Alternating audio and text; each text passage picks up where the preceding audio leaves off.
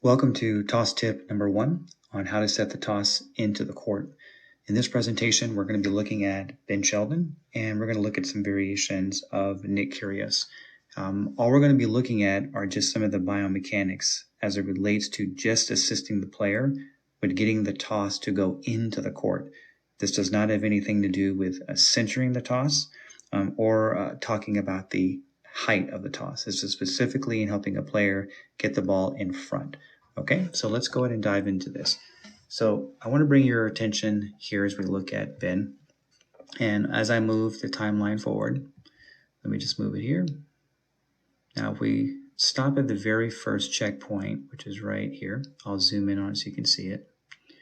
You'll notice for Ben, you'll see how his palm is on its side. So essentially just think about if you were kind of shaking somebody's hand in terms of the palm orientation. And now all the way up to each checkpoint, you'll notice the palm stays relatively on its side. Now, as Ben here nears the ceiling, and this line directly above his head, this is the ceiling point. And you'll notice when he releases the ball at slightly above the ceiling here, you'll notice the palm orientation here. So you can see how the palm is still on its side. And essentially as the hand begins to open and orient to the front, let me just zoom out. And what you'll notice when he gets past the toss is now you can kind of see how the hand is actually facing. So if we were standing on the baseline behind him, we would be able to see the back of his hand. So again, it looks like he's shaking somebody's hand if someone was standing above him. And so that's kind of that orientation. Now you'll see some other variations at the pro level. A good example is someone like Novak. You'll see his palm kind of looks like it's more up and his fingers look like they're more tied together. But again, if you look at players like Nick Kyrgios, which we're going to look at next, and Ben Sheldon here, you're going to see this particular palm variation. And I found during training this to be a very helpful approach in helping players of all levels improve their ability to set the toss into the court. So again, this is what this video is designed to do.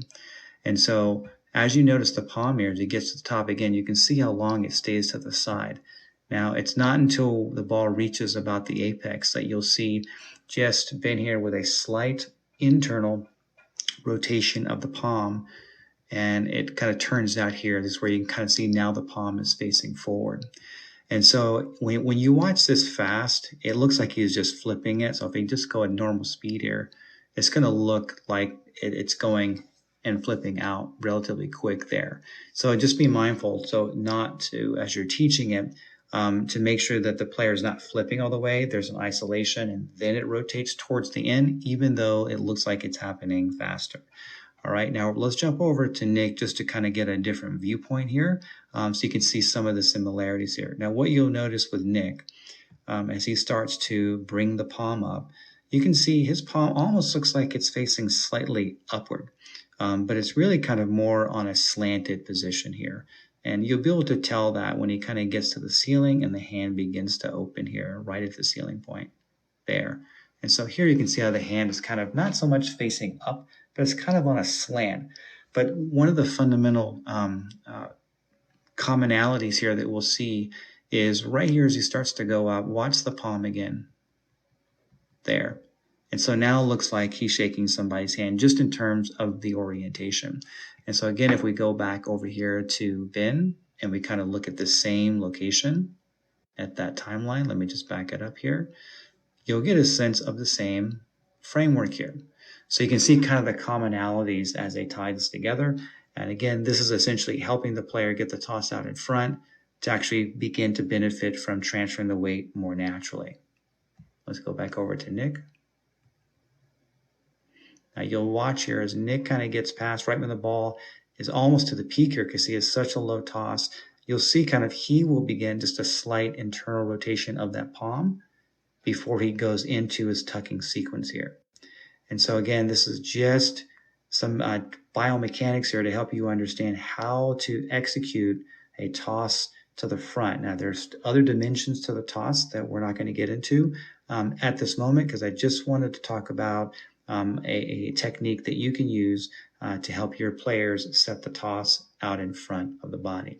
And so if you like this video, go ahead and hit that subscribe button. And I'll go ahead and play this one more time through. We'll just play this at the normal recorded speed.